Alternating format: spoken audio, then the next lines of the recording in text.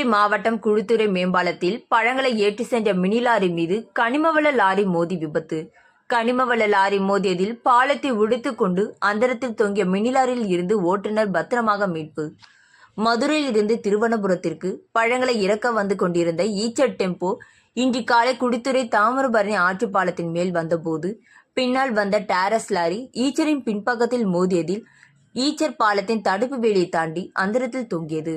இதில் ஓட்டுநர் சிறு சிறு காயங்களுடன் உயிர் தப்பினார். இந்த விபத்து குறித்து போலீசார் விசாரணை நடத்தி வருகின்றனர்.